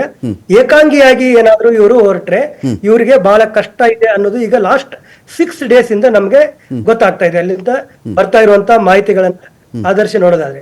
ಆದ್ರೆ ಅಮೆರಿಕ ಕೂಡ ಈ ಹಂತದೊಳಗಡೆ ಇಸ್ರೇಲ್ ಜೊತೆಗೆ ತಮ್ಮ ಸೈನಿಕರನ್ನ ಯುದ್ಧ ಭೂಮಿಗೆ ಇಳಿಸೋದಕ್ಕೆ ಅದು ರೆಡಿ ಇಲ್ಲ. ವೈಯಕ್ತಿಕವಾಗಿ ಡೊನಾಲ್ಡ್ ಟ್ರಂಪ್ ಬಹಳಷ್ಟು ಅದ್ರ ಬಗ್ಗೆ ಉತ್ಸುಕತೆಯನ್ನು ಹೊಂದಿದ್ರು ಕೂಡ ಅವರ ದೇಶದ ಒಳಗಿನ ಆಂತರಿಕ ರಾಜಕಾರಣವನ್ನ ನಾವು ಗಮನಿಸಿದ್ರೆ ಅವರು ಕೂಡ ಅಷ್ಟು ಈಸಿಯಾಗಿ ಈಗ ಯುದ್ಧಕ್ಕೆ ತಮ್ಮ ಸೈನಿಕರನ್ನ ಕಳಿಸ್ಲಿಕ್ಕೆ ಸಾಧ್ಯ ಇಲ್ಲ. ಯುದ್ಧದ ವಿರುದ್ಧವಾಗಿ ಮಾತಾಡಿ ಯುದ್ಧ ವಿರೋಧಿ ಅಂತ ತಮ್ಮನ್ನ ತಾವು ಬಿಂಬಿಸಿಕೊಂಡು ಜಗತ್ತಿನೊಳಗಿರುವಂತ ಎಲ್ಲಾ ಯುದ್ಧಗಳನ್ನು ಕೂಡ ನಾನು ನಿಲ್ಲಿಸ್ತೇನೆ, ಮುಂದೆ ಯುದ್ಧ ಆಗ್ಲಾರ್ದಂಗೆ ತಡಿತೀನಿ ಅಂತ ಹೇಳಿ ಭರವಸೆಗಳನ್ನ ಕೊಟ್ಟು ಪ್ರಚಾರ ಮಾಡಿ ಭಾಷಣವನ್ನ ಮಾಡಿ ಚುನಾವಣೆ ಗೆದ್ದಂತ ಡೊನಾಲ್ಡ್ ಟ್ರಂಪ್ ಯುಕ್ರೇನ್ ಮತ್ತು ರಷ್ಯಾ ವಾರ ಅಂತೂ ನಿಲ್ಲಿಸ್ಲಿಕ್ಕೆ ಅವ್ರ ಕಡೆಯಿಂದ ಆಗ್ಲಿಲ್ಲ. ಇಂಡಿಯಾ ಪಾಕಿಸ್ತಾನದ ನಡುವೆ ಬಹಳಷ್ಟು ಕ್ರೆಡಿಟ್ ತಗೊಳ್ಳುವಂತ ಪ್ರಯತ್ನವನ್ನ ಮಾಡ್ತಾ ಇದ್ದಾರೆ ಪದೇ ಹೇಳಿ. ಈಗ ಈ ಕಡೆ ಇಸ್ರೇಲ್ ಮತ್ತು ಇರಾನ್ ನಡುವೆ ಅವರೇ ಪ್ರಚೋದನೆಯನ್ನ ಮಾಡ್ತಾ ಇದ್ದಾರೆ. ಅದು ಅವರ ಅಲ್ಲಿ ಇಂಟರ್ನಲ್ ಪಾಲಿಟಿಕ್ಸ್ ಏನಿದೆ ಅಮೆರಿಕದೊಳಗಡೆ, ಸ್ವತಃ ಯಾರು ಡೊನಾಲ್ಡ್ ಟ್ರಂಪ್ ಅವರ ಪರವಾಗಿದ್ದಂತ ಅವರ ಬಹಳ ಸ್ಟ್ರಾಂಗ್ ಹಾರ್ಡ್ ಕೋರ್ ಸಪೋರ್ಟರ್ಸ್ ಕೂಡ ಈಗ ಈ ವಿಚಾರದೊಳಗಡೆ ಅವರ ವಿರುದ್ಧ ತಿರುಗಿ ಬಿದ್ದಾರೆ. ಜನ ಅಲ್ಲಿ ಬೀದಿಗಳು ಲಕ್ಷಾಂತರ ಸಂಖ್ಯೆ ಒಳಗಡೆ ಅವ್ರ ವಿರುದ್ಧ ಪ್ರತಿಭಟನೆಯನ್ನ ಮಾಡ್ತಾ ಇದ್ದಾರೆ. ಆ ಎಲ್ಲ ಸಂಗತಿಗಳನ್ನ ಗಮನಿಸೇ ಅವರು ತೀರ್ಮಾನವನ್ನ ಕೈಗೊಳ್ಳಬೇಕೇ ಹೊರತು ಇಸ್ರೇಲ್ ಹೇಳ್ತಾ ಇದೆ ಅನ್ನೋ ಕಾರಣಕ್ಕೆ ಅಥವಾ ಇರಾನ್ ಮೇಲೆ ಯಾವುದೋ ಕೋಪಕ್ಕೆ ಅವರು ಯುದ್ಧ ಭೂಮಿಗೆ ಹೋದ್ರೆ ಅದು ಮೂರ್ಖತನದ ಪರಮಾವಧಿ ಆಗತ್ತೆ. ಅದೇ ಕಾರಣಕ್ಕೋಸ್ಕರ ಈಗ ಇನ್ನು ಹೆಸಿಟೇಷನ್ ಅಮೆರಿಕದೊಳಗಡೆ ಕಾಣ್ತಾ ಇದೆ. ಫೈನ್ ಸರ್, ಅಖಾಡ ಬಿಗ್ ಫೈಟ್ ವಿಶೇಷ ನಾನು ಮತ್ತೆ ಮುಂದುವರಿಸ್ತಾ ಇದ್ದೀನಿ. ಸುಭಾಷ್ ಸರ್, ನಿಮ್ಮಿಂದನೇ ಒಂದು ಕ್ವಶನ್ ಇತ್ತು ನನಗೆ ನಿಮ್ಮ ಬಗ್ಗೆ, ನಿಮ್ಮ ಬಳಿ ಕೇಳಲಿಕ್ಕೆ. ಏನಂದರೆ ಈಗ ನಮಗೆ ಯುಕ್ರೇನ್ ರಷ್ಯಾ ಈ ಒಂದು ವಾರ ಅಷ್ಟು ಕನೆಕ್ಟ್ ಆಗಲಿಲ್ಲ ಸರ್, ಅಷ್ಟು ಕನೆಕ್ಟ್ ಆಗಲಿಲ್ಲ ನಮ್ಮ ದೇಶಕ್ಕೆ. ಅಗ್ರಿ ರಷ್ಯಾದೊಂದಿಗೆ ನಮ್ಮ ಒಪ್ಪಂದಗಳಿತ್ತು, ರಷ್ಯಾ ಗೆಲ್ಲಬೇಕು ಹಾಗೆ ಹೀಗೆ ಅಂತ ಇದ್ದರೂ ಕೂಡ ಯುಕ್ರೇನ್ನಿಂದ ನಮಗೆ ಬಹಳಷ್ಟು ನೆರವಿತ್ತು ಸರ್. ಸೂರ್ಯಕಾಂತಿ ಎಣ್ಣೆಯಿಂದ ಹಿಡ್ಕೊಂಡು LPGಯಿಂದ ಹಿಡ್ಕೊಂಡು ಬಹಳಷ್ಟು ಉಪಯೋಗ ಯುಕ್ರೇನಿಂದನೂ ಪಡ್ಕೊಂಡಿದ್ವಿ. ವಿಶೇಷವಾಗಿ ನಮ್ಮ ಅನೇಕ ವಿದ್ಯಾರ್ಥಿಗಳು ಅಲ್ಲಿ ಮೆಡಿಕಲ್ ವೆಚ್ಚ ಬಹಳ ಕಡಿಮೆ ಇದೆ ಅನ್ನೋ ಕಾರಣಕ್ಕೆ ಅಲ್ಲೇ ಅಧ್ಯಯನ ಮಾಡ್ತಾಯಿದ್ರು. ಇರಲಿ, ಇದರಾಚೆಗೆ ಈ ಇಸ್ರೇಲ್ ಮತ್ತು ಇರಾನ್ ಅಂತ ಬಂದಾಗ ಜೀವಿಶ್ ವರ್ಸಸ್ ಮುಸ್ಲಿಂ ಈ ಒಂದು ಟ್ಯಾಗ್ ಬರುತ್ತೆ ಇದಕ್ಕೆ. ಜೊತೆಗೆ ಜೀವಿಶ್ಗಳ ಒಂದು ಹೋರಾಟ, ಆ ಯಹೂದಿಗಳ ಒಂದು ಹೋರಾಟ ಇತ್ತಲ್ಲ ಸರ್, ಮತ್ತೆ ಎಲ್ಲಿಂದನೋ ಬಂದರು, ಒಂಥರ ಹರಿದು ಹಂಚಿ ಹೋಗ್ಬಿಟ್ಟಿದ್ರು. ರಷ್ಯಾದಿಂದ ವಲಸೆ ಬಂದರು, ಈ ಕಡೆ ಜರ್ಮನಿ ಬಂದರೆ ಇಲ್ಲೆಲ್ಲೋ ಸಾಯಿಸ್ತಾ ಇದ್ದ, ವಾಪಸ್ ಬಂದು ಒಂದು ದೇಶ ಅಂತ ಕಟ್ಕೊಂಡು ಒಂಥರ ಸ್ಫೂರ್ತಿಯ ಕಥೆಗಳ ಥರ ಜೀವಿಶ್ ಬಗ್ಗೆ ಮಾತಾಡ್ತಾರೆ. ಇಂಡಿಯಾ ಪಾಕಿಸ್ತಾನ ಅಂತ ಬಂದಾಗ ಎರಡು ದೇಶಗಳ ನಡುವಿನ ಯುದ್ಧ ಅಂತ ಕನ್ಸಿಡರ್ ಮಾಡೋದಕ್ಕಿಂತ ಹೆಚ್ಚಾಗಿ ಇದು ಹಿಂದೂ ವರ್ಸಸ್ ಮುಸ್ಲಿಂ, ಅಲ್ಲಿ ಜೀವಿಶ್ ವರ್ಸಸ್ ಮುಸ್ಲಿಂ. ಸೊ ಆ ಕಾರಣಕ್ಕೆ ನಮ್ಮ ಎನಿಮಿ ಮುಸ್ಲಿಂ ದೇಶ ಯಾವುದು ಪಾಕಿಸ್ತಾನ. ಆದರೆ ಇದೇ ಮುಸ್ಲಿಂ ದೇಶಗಳೊಂದಿಗೆ ಭಾರತದ ಸಾವಿರಾರು ಒಪ್ಪಂದಗಳಿವೆ. ಸೊ ಈ ಯುದ್ಧವನ್ನು ಭಾರತದ ಪರ್ಸ್ಪೆಕ್ಟಿವ್ ನೋಡಿದಾಗ ಇದು ಹೇಗೆ ಕಾಣ್ತೀವಿ ಸರ್ ನಿಮಗೆ? ಭಾರತ ಈಗ ಲಾಸ್ಟ್ ಒಂದು 11 ವರ್ಷಗಳಿಂದ ನರೇಂದ್ರ ಮೋದಿ ಅವರ ನೇತೃತ್ವದ ಸರ್ಕಾರ ಬಂದ ನಂತರ ಇಸ್ರೇಲ್ ಜೊತೆಗಿನ ಒಂದು ಸಾಮೀಪ್ಯ, ಅವರ ಒಂದು ಜೊತೆಗಿನ ಇಂಟಿಮಸಿ, ಪ್ರಾಕ್ಸಿಮಿಟಿ ಜಾಸ್ತಿ ಆಗಿದೆ. ಕಾರಣ ಏನು ಅಂತಂದ್ರೆ ನೀವು ಈಗಾಗಲೇ ಸ್ವಲ್ಪ ಸೂಚ್ಯವಾಗಿ ಅದನ್ನ ಹೇಳಿದ್ರಿ. ಈ ಇಸ್ರೇಲ್ ಮತ್ತು ಇರಾನ್ ಯುದ್ಧಕ್ಕೆ ಸಂಬಂಧಪಟ್ಟಂತೆ, ಈ ಸಂಘರ್ಷಕ್ಕೆ ಸಂಬಂಧಪಟ್ಟಂತೆ ನಮ್ಮ ದೇಶದೊಳಗೂ ಕೂಡ ಒಪಿನಿಯನ್ ಬಹಳ ಕ್ಲಿಯರ್ ಕಟ್ ಆಗಿ ಡಿವೈಡ್ ಆಗಿದೆ. ನಮ್ಮ ದೇಶದೊಳಗಡೆ ಈಗ ನೀವು ಸರ್ಕಾರ ಯಾವುದು ಸ್ಪಷ್ಟವಾದಂತ ನಿಲುವನ್ನು ತಳೆದಿಲ್ಲ. ಮೇಲ್ನೋಟಕ್ಕೆ ನಮ್ಮ ಸರ್ಕಾರ ಇಸ್ರೇಲ್ ಪರವಾಗಿದೆ ಅಂತ ಅನ್ಸಿದ್ರು ಕೂಡ ನೇರವಾಗಿ ಇಸ್ರೇಲ್ ಪರವಾಗಿ ಬೆಂಬಲವನ್ನ ಘೋಷಿಸುವಂತ ಸ್ಥಿತಿ ಒಳಗಡೆ ನರೇಂದ್ರ ಮೋದಿ ಅವರ ಸರ್ಕಾರ ಕೂಡ ಇಲ್ಲ. ಯಾಕಂದ್ರೆ ಇರಾನ್ ಜೊತೆಗೆ ನಮ್ಮ ದೇಶದ ಏನೋ ಒಂದು ಸಂಬಂಧ ಇದೆ, ಇದಕ್ಕೆ ಬಹಳ ಸುದೀರ್ಘವಾದಂತ ಇತಿಹಾಸ ಇದೆ. ಇರಾನ್ ಜೊತೆಗೂ ಕೂಡ ನಾವು ಬಹಳ ಗರಿಷ್ಠವಾದಂತ ಸಂಬಂಧವನ್ನ ಹೊಂದಿದಂತವ್ರು. ಮತ್ತು ಭಾರತದೊಳಗಡೆ ನರೇಂದ್ರ ಮೋದಿ ಅವರಿಗೆ ಆಂತರಿಕವಾಗಿ ಒಂದು ಒತ್ತಡ ಇದೆ. ಅವರ ಒಂದು ಕೋರ್ ಸಪೋರ್ಟ್ ಬೇಸ್ ಏನಿದೆ ಇಂಡಿಯಾದೊಳಗಡೆ, ಆ ಕೋರ್ ಸಪೋರ್ಟ್ ಬೇಸ್ ಅದು ಇಸ್ರೇಲ್ ಪರವಾಗಿರುವಂತ ಸಪೋರ್ಟ್ ಬೇಸ್. ಕಾರಣ ಏನು ಅಂತಂದ್ರೆ ಮುಸ್ಲಿಂ ರಾಷ್ಟ್ರವಾಗಿರುವಂತ ಇರಾನ್ ಅನ್ನ ನಾವು ವಿರೋಧ ಮಾಡಬೇಕು, ನಮ್ಮ ಶತ್ರು ರಾಷ್ಟ್ರ ಪಾಕಿಸ್ತಾನ. ಅದೇ ಒಂದು ವಿಚಾರದ ಅಡಿಯೊಳಗಡೆ ಇಸ್ರೇಲ್ ಪರವಾಗಿ ಇರುವಂತ ಸಂಖ್ಯೆ, ಅದು ವಿಶೇಷವಾಗಿ ಪ್ರಧಾನಿ ಮೋದಿ ಅವರ ಪರವಾಗಿರುವಂತ ಅವರ ಸಪೋರ್ಟ್ ಬೇಸ್ ಏನಿದೆ, ಅವರು ಮ್ಯಾಕ್ಸಿಮಮ್ ಎಲ್ಲರೂ ಕೂಡ ಇಸ್ರೇಲ್ ಪರವಾಗಿರುವಂತವ್ರು. ನೋಡಿ, ಪ್ಯಾಲೆಸ್ತೈನ್ ಮತ್ತು ಇಸ್ರೇಲ್ ನಡುವೆ ಸಂಘರ್ಷ ಆದಾಗ ಗಜಾದ ಮೇಲೆ ಇಸ್ರೇಲ್ ನಿರಂತರವಾಗಿ ದಾಳಿ ಮಾಡಿ ಅಲ್ಲಿ ಮಹಿಳೆ, ಮಕ್ಕಳು, ವೃದ್ಧರು ಎಲ್ಲರನ್ನೂ ಕೂಡ ಅತ್ಯಂತ ನಿರ್ದಯವಾಗಿ ಹತ್ಯೆ ಮಾಡಿದಾಗ ಅಮಾಯಕರನ್ನ ಕೊಲೆ ಮಾಡಬೇಡಿ ಅಂತ, ಅಮಾಯಕರನ್ನ ನೀವು ಗುರಿಯಾಗಿಟ್ಕೊಂಡು ದಾಳಿ ಮಾಡಬಾರ್ದು ಅಂತ ಪ್ಯಾಲಿಸ್ತಾನ್ ಪರವಾಗಿ ಅಥವಾ ಅಲ್ಲಿ ಗಜಾದೊಳಗಿರುವಂತಹ ಅಮಾಯಕರ ಪರವಾಗಿ ಮಾತಾಡಿದ್ದನ್ನು ಕೂಡ ಇಲ್ಲಿ ಸಹಿಸ್ಲಿಕ್ಕೆ ಆಗ್ಲಿಲ್ಲ. Okay. ಆದ್ರೆ ಅದೇ ನಮ್ಮದೇ ದೇಶದೊಳಗಡೆ ಇಸ್ರೇಲ್ ಧ್ವಜವನ್ನ ಹಿಡ್ಕೊಂಡು ಇಸ್ರೇಲ್ ಪರವಾಗಿ ಹೋರಾಟ ಮಾಡಿದಂತವ್ರು ಬೀದಿಗಿಳಿದಂತವ್ರನ್ನು ಕೂಡ ನಾವು ನೋಡಿದ್ದೀವಿ. ತಪ್ಪಲ್ಲ, ಅವರವರ ಅಭಿಪ್ರಾಯವನ್ನ ಹೇಳ್ತಾ ಇರ್ಬೋದು. ಆದ್ರೆ ಆ ರೀತಿಯಾದಂತ ಒಂದು ಆಂತರಿಕ ಒತ್ತಡ ನಮ್ಮ ಸರ್ಕಾರಕ್ಕೆ ಇರೋದ್ರಿಂದ ನಮ್ಮ ಸರ್ಕಾರ ಈಗಿನ ಈ ಸಂಘರ್ಷದ ವಿಚಾರದೊಳಗಡೆ ಸ್ಪಷ್ಟ ನಿಲುವನ್ನ ತೆಗೆದುಕೊಳ್ಳಿಕ್ಕೆ ಆಗ್ತಾ ಇಲ್ಲ. ಇಸ್ರೇಲ್ ಪರವಾಗೇ ಇದೆ ಅಂತೇಳಿ ಆಂತರಿಕ ರಾಜಕಾರಣವನ್ನು ಗಮನದಲ್ಲಿ ಇಟ್ಕೊಂಡು ಬಿಂಬಿಸಬೇಕಾಗತ್ತೆ. ಆದ್ರೆ ಅಂತಾರಾಷ್ಟ್ರೀಯ ವಿಚಾರಗಳನ್ನ ಗಮನದಲ್ಲಿ ಇಟ್ಕೊಂಡಾಗ ಎಲ್ಲೋ ಒಂದ್ ಕಡೆ ಎರಡೂ ರಾಷ್ಟ್ರಗಳ ನಡುವಿನ ಈ ಸಂಘರ್ಷ ಆದಷ್ಟು ಬೇಗ ಮುಗಿಲಿ, ಅಲ್ಲಿ ಶಾಂತಿ ನೆಲೆಸಲಿ, ಮಾತುಕತೆ ನಡೀಲಿ. ಈ ಸಂಘರ್ಷ ಜಗತ್ತಿನ ದೃಷ್ಟಿಯಿಂದ ಒಳ್ಳೇದಲ್ಲ ಅನ್ನೋ ನಿಲುವನ್ನೇ ಭಾರತ ತಾಳ್ಬೇಕಾಗತ್ತೆ. ಬಹುಶಃ ಅದೇ ತರದ ಯೋಚನೆಯು ಕೂಡ ಇದ್ದಂತೆ ಕಾಣ್ತಾ ಇದೆ. Okay fine. ಇನ್ನು ಗಿರೀಶ್ ಸರ್, ಏನು ನೋಡಿ ಸರ್, ಈಗ ಇಡೀ ಯುದ್ಧ ಶುರುವಾಗಿರೋದು ಯಾಕೆ ಅಂತ ಬಂದರೆ, ಇರಾನು ಪರಮಾಣು ಸಂಗ್ರಹ ಮಾಡಿಬಿಟ್ಟಿದ್ದಾರೆ. 400 kg ಅಷ್ಟು ಶುದ್ಧ ಯುರೇನಿಯಂ ಅವ್ರ ಬಳಿ ಇದೆ. ಒಂದು 8 ರಿಂದ 9 ಪರಮಾಣು ಶಸ್ತ್ರಾಸ್ತ್ರಗಳನ್ನು ತಯಾರು ಮಾಡಬಹುದು ಅದರಿಂದ ಅಂತ ಒಂದು ಮಾತಿದೆ. ಈ ಇಸ್ರೇಲ್ ತನ್ನ ವೆಪನ್ ಕೆಪಾಸಿಟಿಲಿ ನಾವು ಅಳೆಯೋದಾದರೆ ಪಲ್ಟಿ ಹೊಡೆದ್ರೂ ಕೂಡ ಆ ಯುರೇನಿಯಂ ಸಂಗ್ರಹಾಗಾರ ಯಾವುದಿದೆಯೋ ಅದನ್ನೇನು ಮಾಡೋ ಸ್ಥಿತಿಲಿ ಇದಿಲ್ಲ. ಅಮೇರಿಕಾ ಸಪೋರ್ಟ್ ಸಿಕ್ಕರೆ ಅದು GBU-57 MOP ಇದೇನೋ ಸಿಕ್ಕರೆ ಅದು ನೆಲದ ಆಳಕ್ಕೆ 1/2 ಕಿಲೋಮೀಟ್ರೋ 300 ಮೀಟ್ರೋ 400 ಮೀಟ್ರೋ ಹೋಗಿ ಅಲ್ಲಿರೋದನ್ನು ಧ್ವಂಸ ಮಾಡಿಬಿಡುತ್ತೆ. ಅದು ಇದಿಲ್ಲದೆ ಮೇಲ್ಗಡೆ ನೀವು ಎಷ್ಟು ದಾಳಿ ಮಾಡಿದ್ರೂ ಕೂಡ ಒಳಗಡೆಯ ಯುರೇನಿಯಂ ಸುರಕ್ಷಿತ ಅಂತ ಬಂದಾಗ ಇಸ್ರೇಲ್ ಅಮೆರಿಕ ಬರಲಿ ಅಂತ ಕಾದೆ ಈ ಒಂದು ಯುದ್ಧವನ್ನು ಮಾಡ್ತಾ ಇದೆಯಾ? ಹೌದು, that is very clear. C, weapon ಇಲ್ಲ ಅವ್ರ ಬಳಿ, ಅದನ್ನ ಹಾಳು ಮಾಡುವಂಥದ್ದು ಅಲ್ಲ, ವೆಪನ್ ಇಲ್ಲ ಅವ್ರ ಹತ್ರ. ಏನಿದೆ ಅಂದ್ರೆ uranium 60% enrichment. Okay. See, uranium usually when you take out of the ore, okay, ಅದಿರೋದು ಯುರೇನಿಯಂ 238 ಅಂತ ಇರುತ್ತೆ. ಅದನ್ನ ಏನು ಮಾಡ್ತಾರೆ, ಅದನ್ನ ಒಂದು ಯುರೇನಿಯಂ ಎಕ್ಸೋಫ್ಲೋರೈಡ್ ಅಂತ ಗ್ಯಾಸ್ ಮಾಡಿ ಅದನ್ನು ಸಪ್ರೇಟ್ ಮಾಡಿ ಅದಕ್ಕೆ ಗ್ಯಾಸ್ ಆಗಿ ಕನ್ವರ್ಟ್ ಮಾಡ್ಕೋತಾರೆ. ಅದನ್ನು ಯೆಲ್ಲೋ ಕೇಕ್ ಅಂತ ಹೇಳ್ತಾರೆ ಯೂಶಲಿ. ಅದು ಇಸಫಾನಲ್ಲಿ ಮಾಡಿರೋದು. ದಟ್ ಈಸ್ ಆಲ್ರೆಡಿ ಹಿಟ್ ನಾವು. ಅದನ್ನ ತಗೊಂಡೋಗಿ ಸೆಂಟ್ರಿಫ್ಯೂಜ್ಗೆ ಹಾಕ್ತಾರೆ. ಆ ಗ್ಯಾಸ್ನ ಸೆಂಟ್ರಿಫ್ಯೂಜ್ ಹಾಕಿ ಯುರೇನಿಯಂ 235ನ ಸಪ್ರೇಟ್ ಮಾಡ್ತಾರೆ. ಯುರೇನಿಯಂ 235 ಸ್ವಲ್ಪ ತೆಳ್ಳಗಿರುತ್ತೆ, ಮೇಲ್ ಬರುತ್ತೆ, ಇದು ಕೆಳಗೆ ಹೋಗುತ್ತೆ 238. ಅದು ನಟಾನ್ಸಲ್ ಮಾಡ್ತಾರೆ.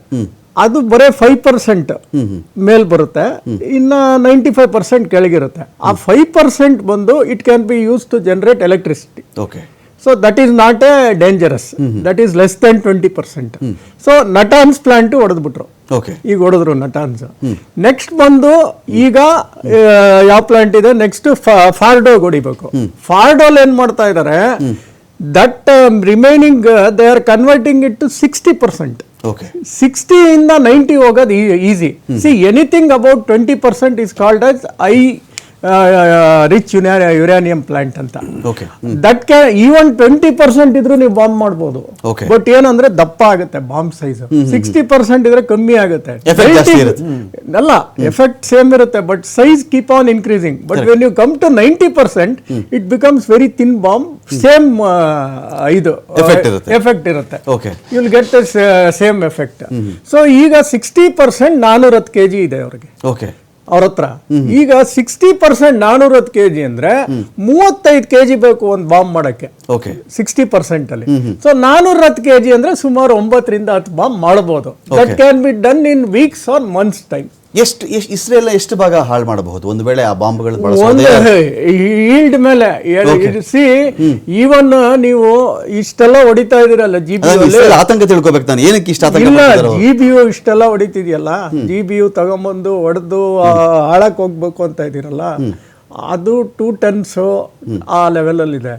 ಈಗ ಅಕಸ್ಮಾತ್ ಒಂದೇ ಒಂದು ನ್ಯೂಕ್ಲಿಯರ್ ವೆಪನ್ ಅಲ್ಲಿ ಹಾಕಿದ್ರೆ 10 tons ವೆಪನ್, ಸಣ್ಣ bomb, what Israel is already having.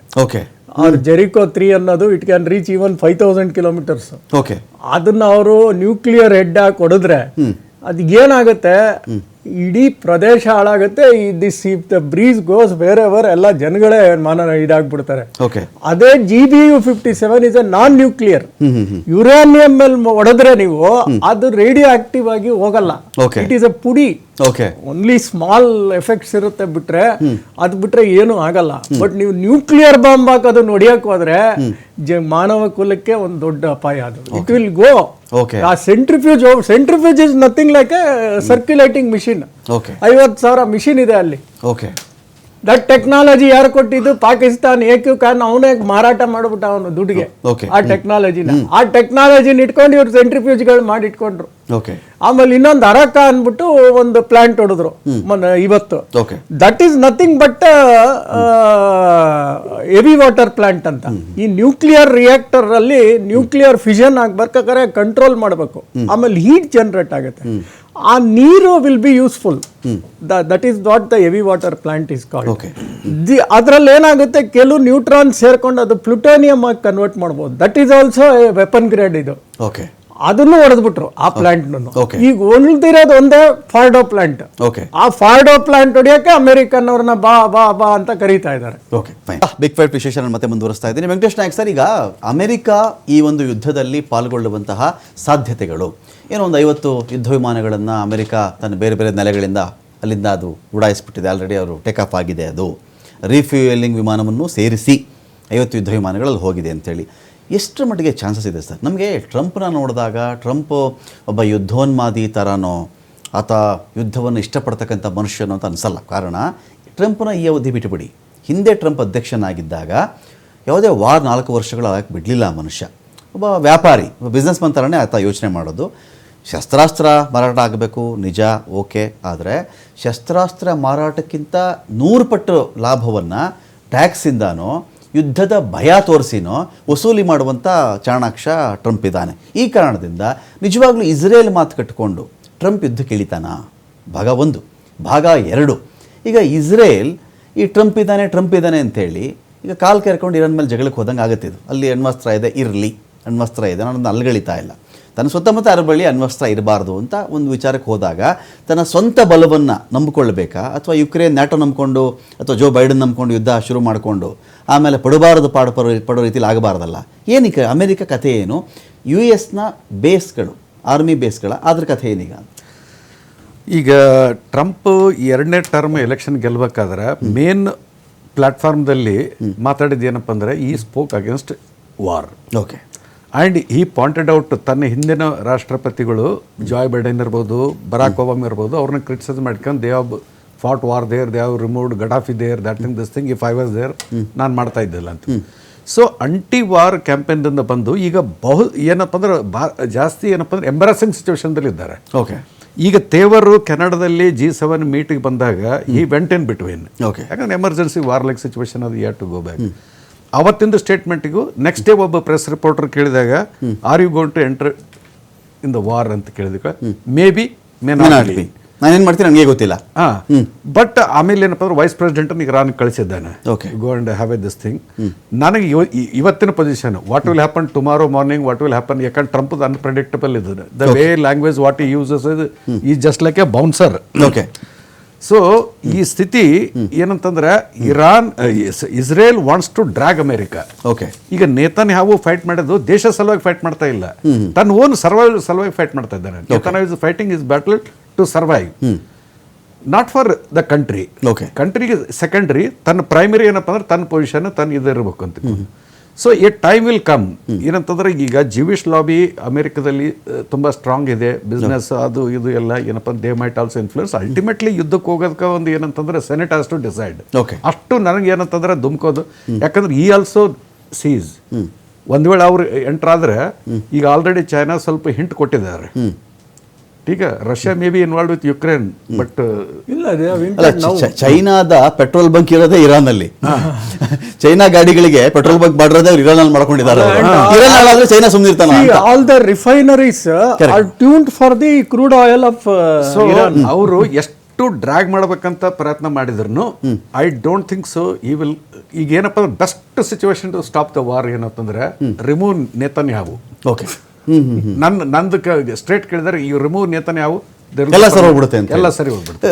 ಈಗ ಇಲ್ಲಿ ಸುಭಾಷ್ ಸರ್ ಏನಾಗುತ್ತೆ ಇಲ್ಲಿ ಈ ಟ್ರಂಪ್ ವಿಚಾರದಲ್ಲಿ ಏನು ಮಾಡ್ತಾನೆ ಮನುಷ್ಯ, ಏನು ಮಾಡಲ್ಲ, ಯಾರು ಊಹೆ ಮಾಡೋಕ್ಕೆ ಸಾಧ್ಯ ಇಲ್ಲದಿರ್ತಕ್ಕಂಥ ಒಂದು ಸ್ಥಿತಿಯಲ್ಲಿ ಎಲ್ಲರೂ ಇಡೀ ಜಗತ್ತೇ ಇದೆ ಸರ್. ಬರೀ ನಾನು ನೀವು ಇನ್ನೊಬ್ಬರು ಅನ್ನೋದಲ್ಲ. ಈ ಮನುಷ್ಯ ಬಂದು ಟ್ಯಾರಿಫ್ ವಾರ್ ಅಂತ ಒಂದು ಶುರು ಮಾಡಿಕೊಂಡು 236%, 256%, ಅದಕ್ಕೆ ಒಂದು ಲಂಗಿಲ್ಲ, ಲಗಾಮಿಲ್ಲ, ಒಂದು ಕ್ಯಾಲ್ಕುಲೇಷನ್ಸ್ ಇಲ್ಲ. ಆಮೇಲೆ ಕಡಿಮೆ ಮಾಡ್ತೀನಿ, ನಿಮಗೆ 60 ಡೇಸ್ ನಾನು ಪರ್ಮಿಷನ್ ಕೊಡ್ತಾ ಇದ್ದೀನಿ, 61st ಡೇಸ್ ನಾನು ಬಿಡಲ್ಲ, ಈ ಥರದ್ದೆಲ್ಲ ಮಾತಿದೆಯಲ್ಲ ಸರ್. ಇದರ ನಡುವೆ ಟ್ರಂಪ್ ನಿಜಕ್ಕೂ ವಾರ್ಗೆ ಜಿಗಿಯುವಂಥ ಮನುಷ್ಯನ? ಒಂದು ವಾರ್ ಅನ್ನೋದು ನಿಮಗೆ ಆರ್ಥಿಕ ಸ್ಥಿತಿಗತಿಗಳನ್ನು ಬರೀ 2 ದೇಶಗಳಿಗಲ್ಲ ಅನೇಕ ದೇಶಗಳು ಅಲ್ಲೋಲ ಕಲ್ಲೋಲ ಮಾಡಿ ಹಾಕುತ್ತೆ ಸರ್. ಟ್ರಂಪ್ ವ್ಯೂ ಪಾಯಿಂಟಿಂದ ಇದು ಹೇಗೆ ಕಾಣಿಸ್ತದೆ ನಿಮಗೆ? ಸ್ವತಃ ಟ್ರಂಪ್ಗೂ ಕೂಡ ಟ್ರಂಪ್ ತಾನೇನ್ ಮಾಡ್ತಾನೆ ಅಂತ ಅವ್ರಿಗೂ ಕೂಡ ಗೊತ್ತಿರಲ್ಲ. ಓಕೆ, ಕನ್ನಡಿ ಮುಂದೆ ಹೋಗಿ ನಿಂತ್ಕೊಂಡ್ರೆ ತಮಗೆ ತಾವೇ ಬೈಕೊಳ್ಳುವಂತ ವ್ಯಕ್ತಿ ಟ್ರಂಪ್. ಯಾವಾಗ ಏನ್ ಮಾತಾಡ್ತಾರೆ ಅನ್ನೋದು ಗೊತ್ತಿಲ್ಲ. ಈ ವಾರ್ ವಿಚಾರದಲ್ಲಿ ಹೇಳೋದಾದ್ರೆ ಐ ಡೋಂಟ್ ಥಿಂಕ್ ಸೊ. ಯಾಕಂದ್ರೆ ಈ ಅಮೆರಿಕದಲ್ಲಿ ಇರುವಂತ ಒಂದು ರಾಜಕಾರಣವನ್ನ ನೋಡಿದಾಗ ಅವರು ವಾರ್ಗೆ ಬರ್ತಾರೆ, ನೇರವಾಗಿ ವಾರ್ನೊಳಗಡೆ ಬರ್ತಾರೆ ಅಂತ ಅನ್ನಿಸ್ತಾ ಇಲ್ಲ ಮೇಲ್ನೋಟಕ್ಕೆ. ಬಟ್ ಈ ಬಹಳ ಟ್ರಿಕ್ಕಿ ಸಿಚುವೇಶನ್ ಕೂಡ ಇದಾರೆ. ಯಾಕಂತಂದ್ರೆ ಬರದೇ ಇದ್ರೂ ಕೂಡ ಒಂದು ಕಷ್ಟ ಇದೆ. ಅಕಸ್ಮಾತ್ ಏನಾದ್ರೂ ಮಿಡ್ಲ್ ಈಸ್ಟ್ ಅಲ್ಲಿ ಇಸ್ರೇಲ್ ಏನಾದ್ರೂ ಸೋತ್ರೆ, ಇಸ್ರೇಲ್ಗೆ ಹಿನ್ನಟ್ಟಾದ್ರೆ ಅದು ಇಸ್ರೇಲ್ಗೆ ಹಿನ್ನಡೆ ಅಲ್ಲ, ಅದು ಅಮೆರಿಕಕ್ಕೆ ಹಿನ್ನಡೆ. ಇಸ್ರೇಲ್ ಅನ್ನೋ ಒಂದು ದೇಶ ಅದು ತನ್ನದೇ ಆದಂತ ಶಕ್ತಿ ಸಾಮರ್ಥ್ಯ, ಅಲ್ಲಿ ದೇಶ, ಅಲ್ಲಿ ಜನರ ಒಂದು ಇಂಟೆಲಿಜೆನ್ಸ್, ಇವೆಲ್ಲ ಕಾರಣ ಅವರೆಲ್ಲ ಒಂದು ಬೆಳೆದು ನಿಂತಿದ್ದಾರೆ. ಆದ್ರೆ ಎಲ್ಲದಕ್ಕಿಂತನೂ ಇಂಪಾರ್ಟೆಂಟ್ ಅವರನ್ನ ಬೆಳೆಸಿ ನಿಲ್ಸಿದ್ದು ಅಮೆರಿಕ. ಅಮೆರಿಕಕ್ಕೆ ಇಸ್ರೇಲ್ ಮಿಡ್ಲ್ ಈಸ್ಟ್ ಒಳಗಡೆ ಒಂದು ಬಹಳ ಪವರ್ಫುಲ್ ರಾಷ್ಟ್ರ ಆಗಿ ಯಾವಾಗ್ಲೂ ಇರೋದು ಬೇಕಾಗಿದೆ.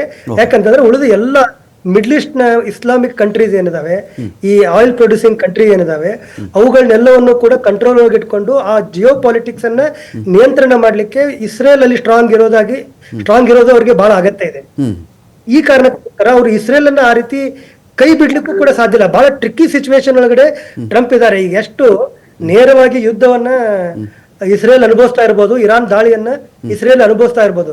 ಆದ್ರೆ ಬೆಂಜಮಿನ್ ನೆತನ್ಯಾಹು ಅಥವಾ ಅವ್ರಕ್ಕಿಂತ ಹೆಚ್ಚು ಟೆನ್ಷನ್ ಒಳಗಡೆ, ಟ್ರಿಕ್ಕಿ ಸಿಚುವೇಶನ್ ಒಳಗಡೆ ಇರೋದು ಡೊನಾಲ್ಡ್ ಟ್ರಂಪ್. ಈಗ ಈ ಹಂತದೊಳಗಡೆ ಅವರು ಏನು ತೀರ್ಮಾನವನ್ನು ತೆಗೆದುಕೊಳ್ತಾರೆ ನೋಡ್ಬೇಕು. ಯಾಕಂತಂದ್ರೆ ಅವ್ರು ಏನ್ ತೀರ್ಮಾನ ತಗೊಳ್ತಾರೆ ಅಂತ ತಿಳ್ಕೊಂಡು ಅವ್ರಿಗೂ ಕೂಡ ಗೊತ್ತಿರೋದಿಲ್ಲ. ಫೈನ್. ನಾನು ಗಿರೀಶ್ ಸರ್, ಈಗ ಇಲ್ಲೇನಾಗುತ್ತೆ, ಇಸ್ರೇಲ್ ಯಾವತ್ತಾದರೂ ಇನ್ವೇಡ್ ಮಾಡೋಕ್ಕಾಗುತ್ತಾ ಇರಾನನ್ನು ಅಂತ ಒಂದು ಪಾಯಿಂಟ್ ಇದೆ. ಇದು ಭೂಮಿ ಕಬಳಿಸೋಕೆ ಇವ್ರು ಮಾಡ್ತಾ ಇದ್ದಾರೆ ಅಂತ ನೋಡಿದ್ರೆ ಬಾರ್ಡ್ರೇ ಇಲ್ಲ, ಇವ್ರಿಗೂ ಬಾರ್ಡ್ರೇ ಇಲ್ಲ. ಸರಿ, ಈಗ ಬಾಂಬುಗಳು ಹಾಕ್ತಿದ್ದೀವಿ, ಮಿಸೈಲ್ ಉಡಾಯಿಸ್ತಾ ಇದ್ದೀವಿ, ಇವುಗಳಿಂದ ಇರಾನನ್ನು ಪರಮಾಣು ಶಸ್ತ್ರಾಸ್ತ್ರಗಳ ವಿಚಾರದಲ್ಲಿ ಹಿಂದೆ ಹೆಜ್ಜೆ ಇಡೋ ಥರ ಮಾಡೋಕ್ಕಾಗುತ್ತಾ? ಬೇಷರತ್ತಾಗಿ ಇರಾನ್ ಶರಣಾಗ್ಬಿಡಬೇಕು, ಸುಮ್ಮನಿದ್ದು ಬಿಡಬೇಕು ಅಂತೇಳಿ ಟ್ರಂಪ್ನ ಒಂದು ವಾರ್ನಿಂಗು. ಆ ಬೇಷರತ್ತಿಗೆ ನಿನ್ನೆ ಉಳಿಸಲ್ಲ, ನಿನಗೆ ನಾನು ಸಾವು ತೋರಿಸ್ಬಿಡ್ತೀನಿ ಅಂತ ಇರಾನ್ ನಿಂತಿದೆ. ಈಗ ಈ ವಾರ್ ಶುರುವಾಗೋವರೆಗೂ ಎಲ್ಲರೂ ಇಸ್ರೇಲ್ನೇ ದೊಡ್ಡ ಬಾಹುಬಲಿ ಅಂತ ಅನ್ಕೊಂಡ್ಬಿಟ್ಟಿದ್ರು ಸರ್. ಇಸ್ರೇಲ್ ಸಿಕ್ಕಾಪಟ್ಟೆ ಬಾಹುಬಲಿ, ಇದು ಇರಾನ್ ಏನೂ ಇಲ್ಲ ಅಂತೇಳಿ. ಬಟ್ ಇರಾನ್ ಒಂಥರ ಸ್ಟ್ರಾಟಜಿಕ್ ಆಗಿ ಇದರಲ್ಲಿ ಮೂವ್ ಮಾಡ್ತಾ ಇದೆಯಾ ಇದರಲ್ಲಿ? ಅವ್ರಿಗೆ ಯಾವುದೇ ಟೆಕ್ನಾಲಜಿ ಸಪೋರ್ಟ್ ಇಲ್ಲದೇನೆ with the available brain and technology, of course China might have given something, ಪಾಕಿಸ್ತಾನ್ನಿಂದಾನು ಬಂದಿರ್ಬೋದು, ಥರ್ಡ್ ಕಂಟ್ರಿ ಅಲ್ಲಿಂದಾನು ಬಂದಿರ್ಬೋದು ಅವ್ರಿಗೆ. ಆದರೂ ಅವ್ರಿಗೆ ಎಲ್ಲ ಕೈಕಾಲು ಕಟ್ ಮಾಡೋದಂಗೆ. ಅವ್ರ ಹತ್ರ ಯಾವ ಪ್ಲೇನ್ಸು ಇಲ್ಲ, ಪ್ಲೇನ್ಸ್ಗಳೆಲ್ಲ ಹಳೆ ಕಾಲದ ಓಬಿರಾಯಿನ್ ಕಾಲದ ಪ್ಲೇನ್ಸ್ಗಳು.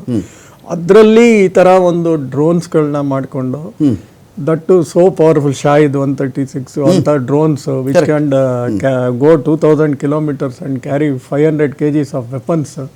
ಆ ಥರ ಡ್ರೋನ್ಸ್ಗಳು ಮಾಡಿ ರಷ್ಯಾಗೆ ಸಪೋರ್ಟ್ ಮಾಡೋ ಅಂಥ ಶಕ್ತಿ ಬೆಳೆಸ್ಕೊಂಡಿದೆಯಲ್ಲ, that is really great.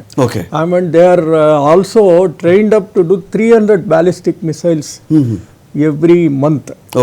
They have also gone for doing hypersonic missiles. Hypersonic missile. ಈಗ ಹಾಸ್ಪಿಟಲ್ ಹೊಡೆದಿದ್ದು ಅದೇ ಅಂತ ಹೇಳ್ತಿದ್ದಾರೆ. hypersonic ಅಂದ್ರೆ there are 2 types of hypersonic. ಒಂದು ಕ್ರೂಯಿಸ್ ಮಿಸೈಲ್ಸ್, ಇನ್ನೊಂದು hypersonic glide ಅಂತ ಬರುತ್ತೆ. Ballistic missiles hypersonic. Hypersonic is nothing but 5 times the speed of sound. ಅಂದ್ರೆ ಸೌಂಡ್ 1254 kilometer ಅಂದ್ರೆ 6000 ಕಿಲೋಮೀಟರ್ ಮೇಲ್ಗಡೆ ಬರೋ ಸೌಂಡ್ ಎಲ್ಲ ಹೈಪರ್ಸಾನಿಕ್. ಸೊ ಈ 2 ಹೈಪರ್ಸಾನಿಕ್ ಮಿಸೈಲ್ಸ್ ಅಲ್ಲಿ ಒಂದು ಗ್ಲೈಡ್ ವೆಹಿಕಲ್ ಅಂತಾರೆ. ಅಂದ್ರೆ ಇಟ್ ಗೋಸ್ ಅಬೌವ್ ಅಟ್ಮಾಸ್ಫಿಯರ್, ಅಂದ್ರೆ 100 kilometer ಮೇಲ್ ಹೋಗಿ ತಿರ್ಗಾ ಕೆಳಗೆ ಬೀಳುತ್ತೆ. ಅದು ಬರಬೇಕಾದ್ರೆ ಗ್ಲೈಡ್ ತರ ಬರುತ್ತೆ. ಅಂಡ್ ಇಟ್ ಕ್ಯಾನ್ ಬಿ ಮೆನೋವರ್ಡ್, ಹೆಂಗ್ ಬೇಕಾದ್ರೂ ಚೇಂಜ್ ಮಾಡ್ಬೋದು ಡೈರೆಕ್ಷನ್. ಅದು ಯಾವ ಡೋಮ್ಗೂ ಸಿಗಲ್ಲ, ಐರನ್ ಡೋಮ್ಗೂ ಸಿಗಲ್ಲ, ಯಾವ ಡೋಮ್ಗೂ ಸಿಗಲ್ಲ. ಅದನ್ನ ಯೂಸ್ ಮಾಡ್ತಾ ಇದ್ದಾರೆ. That is where they have hit some of the ನೀವು ಹೇಳ್ತಾರ hospitals. So that is the technology they are developing in ballistic missiles.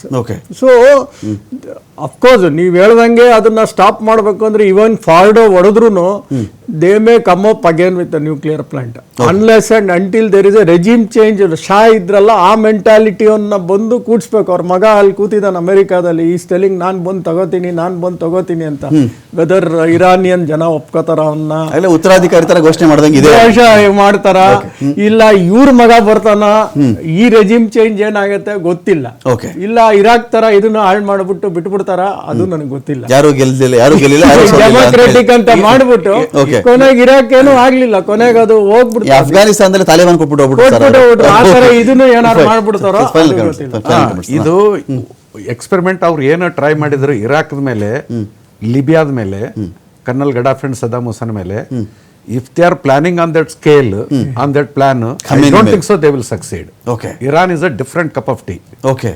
So ನಂದು ವೆರಿ ಕಾನ್ಫಿಡೆಂಟ್ಲಿ ಹೇಳ್ತೇನೆ ಇವತ್ತು, ಇರಾನ್ಗೆ ಏನಪ್ಪ ಅಂದ್ರೆ ಇವ್ ಆ ಥರ ಮಾಡ್ಲಿಕ್ಕೆ ಆಗೋದಿಲ್ಲ. Okay. ಅಂಡ್ ಮೋರ್ ಎವರ್ ಇವರು ಟೆಕ್ನಾಲಜಿ ಬಗ್ಗೆ ಹೇಳ್ತಾ ಇದ್ರಲ್ಲ, ನೆಕ್ಸ್ಟ್ ಕಾಮೇನಿ ಅಂದ್ರೆ ಫಂಡಮೆಂಟಲಿಸ್ಟ್. ಓಕೆ. ಅವರೆಲ್ಲ ಲೇಡೀಸ್ಗೆ ಬುರ್ಕಾ ಗಿರ್ಕಾ ಇವೆಲ್ಲ ಕಲ್ಚರ್ ಎಲ್ಲ ತಂದಿದ್ದರು. ಆದ್ರೂ ಅವರು I may hate that culture, ನೀವು ಸ್ಟ್ರಿಕ್ಟ್ಲಿ ಎನ್ಫೋರ್ಸ್ ಮಾಡೋದು. But when it comes to war, when it comes for the nation, I am with you ಅಂತಕ್ಕೊಂದು ಇದೇ ಇವರು ಸಪೋರ್ಟ್ದಲ್ಲಿ ಬಂದಿದ್ದಾರೆ. ನೀವು 3 ದೇಶದಲ್ಲಿ ನೋಡ್ರಿ, ಒಂದು ಅಮೆರಿಕ, ಒಂದು ಇಸ್ರೇಲ್, ಒಂದು ಇದರಲ್ಲಿ. ಓಕೆ. ಅಮೆರಿಕ ಮತ್ತು ಇಸ್ರೇಲ್ದಲ್ಲಿ ಅವ್ರ ಓನ್ ನೇಷನ್ದಲ್ಲಿ ಇರಾನ್ ಜೊತೆಗೆ ಯಾಕೆ ಇಷ್ಟು ಸ್ಟ್ರೈಕ್ ಮಾಡ್ತಾ ಇದ್ದಾರೆ ಅಂತ ವಿರುದ್ಧ ಪ್ರೊಟೆಸ್ಟ್ ನಡೆದಿದೆ. Okay. That thing is not there in Iran. Okay. Iran people are united now. Okay. Fine. Thank you Venkatesh Naik sir. Thank you Girish Linganna sir. Thank you Subhash Shugar sir. ಸಾಕಷ್ಟು ವಿಷಯಗಳ ಬಗ್ಗೆ ಮಾಹಿತಿ ಕೊಟ್ಟಿದ್ದೀರಿ. ನೋಡೋಣ, ಈ ಒಂದು ವಾರ್ ಯಾರು ಕೂಡ ಇದು ಹೀಗೆ ನಡೆಯುತ್ತೆ, ಇವರೇ ಗೆದ್ದು ಬಿಡ್ತಾರೆ, ಇವರೇ ಸೋತು ಬಿಡ್ತಾರೆ ಅಂತ ಇಲ್ಲ. ಬಟ್ ವಾರ್ ಶುರುವಾಗುವ ಮೊದಲಿಗೆ ಇಸ್ರೇಲ್ ಒಂಥರ ಅಭೇದ್ಯ ಅಂತ ಏನಿತ್ತಲ್ಲ, ತಕ್ಕ ಮಟ್ಟಿಗೆ ಅದನ್ನು ಇರಾನ್ ಡ್ಯಾಮೇಜ್ ಮಾಡಿರೋದು ನಿಜ. ಇಸ್ರೇಲ್ಗೆ ಇನ್ ಟೈಮ್ ಅಮೆರಿಕದ ಸಪೋರ್ಟ್ ಸಿಗದೇ ಇದ್ದರೆ ಇನ್ನೂ ಬಿಗಡಾಯಿಸಬಹುದೇನೋ ಪರಿಸ್ಥಿತಿ